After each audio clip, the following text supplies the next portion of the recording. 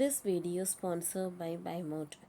இந்த ஆப்பில் நீங்கள் பர்ச்சேஸ் பண்ணக்கூடிய எல்லா ப்ராடக்ட்டும் உங்களுக்கு ரொம்ப மலிவான விலையிலே கிடைக்குது. இதில் நிறைய ஆஃபர்ஸ் அண்ட் கூப்பன்ஸ் ப்ரொவைட் பண்ணுறாங்க. ஸோ இதோட லிங்க் உங்களுக்கு டிஸ்கிரிப்ஷனில் கொடுக்குறேன், யூஸ் பண்ணி பாருங்கள். கருப்பு புகை வெளியேற்றம். புதிய போப்பாண்டவர் தேர்வு முதல் நாளில் முடிவு இல்லை. அடுத்து என்ன நடக்கும்?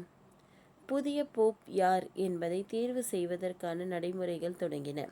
இதன் தொடர்ச்சியாக நேற்று சிஸ்டைன் சிற்றாலயத்தில் கார்டினல் கான்க்ளேவ் தொடங்கியது. 133 கார்டினல்கள் கூடிய நிலையில் போப்பாண்டவர் தேர்வு முறையில் முதல் நாள் நடைபெற்ற வாக்கெடுப்பில் யாருக்கும் பெரும்பான்மை கிடைக்கவில்லை.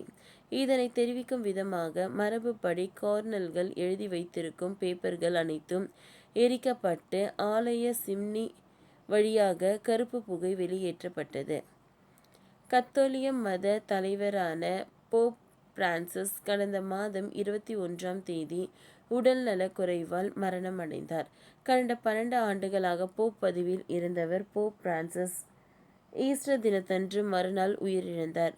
போப் பிரான்சிஸ் மறைவு உலகம் முழுவதும் உள்ள கத்தோலிக்க மக்களை கண்ணீர் கடலில் ஆழ்த்தியது.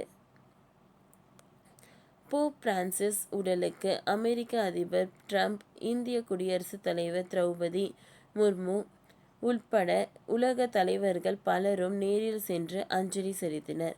போப் பிரான்சிஸ் உடல் கடந்த 26ஆம் தேதி ரோம் நகரில் அடக்கம் செய்யப்பட்டது. 9 நாட்கள் வாடிகனில் துக்கம் அனுசரிக்கப்பட்ட நிலையில் போப்பாண்டவரை தேர்வு செய்வதற்கான நடைமுறைகள் தொடங்கின.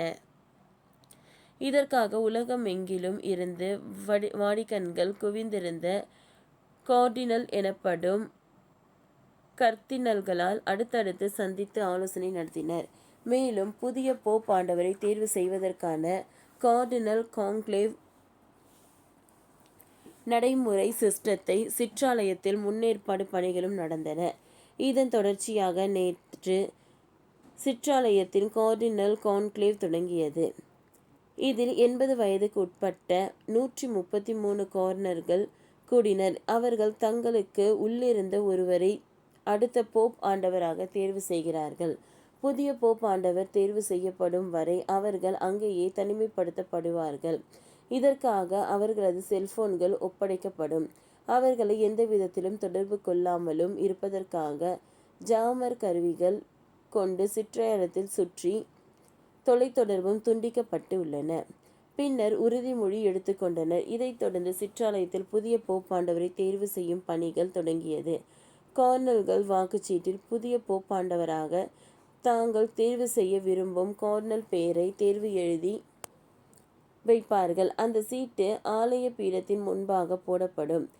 தேர்வு குழுவில் உள்ள 133 கார்டினல்களும் வாக்களித்த பிறகு அந்த சீட்டுகள் எண்ணப்படும். அதில் 2/3 பங்கு பெரும் கார்டினல் புதிய போப் ஆண்டவராக தேர்வு செய்யப்படுவார். ஆனால் போப் ஆண்டவர் தேர்வு முறையில் முதல் நாள் நடைபெற்ற வாக்கெடுப்பில் யாருக்கும் பெரும்பான்மை கிடைக்கவில்லை. இதனை தெரிவிக்கும் விதமாக மரபுப்படி கார்டினல்கள் எழுதி வைத்திருக்கும் பேப்பர்கள் அனைத்தும் எரிக்கப்பட்டு ஆலய சிம்னி வழியாக கரும்புகை வெளியேற்றப்பட்டது. இதன் மூலம் புதிய போப்பாண்டவர் தேர்வு செய்யப்படவில்லை என்பது தெரிய வந்துள்ளது. புதிய போப்பாண்டவர் தேர்வு செய்யப்படும் வரை, அதாவது பெரும்பான்மை கிடைக்கும் வரை வாக்கெடுப்பு தொடர்ந்து நடைபெறும். ஓகே ஃப்ரெண்ட்ஸ், இந்த வீடியோ உங்களுக்கு யூஸ்ஃபுல்லாக இருந்ததுன்னா லைக் பண்ணுங்கள், ஷேர் பண்ணுங்கள், சப்ஸ்கிரைப் பண்ணுங்கள். தேங்க்யூ.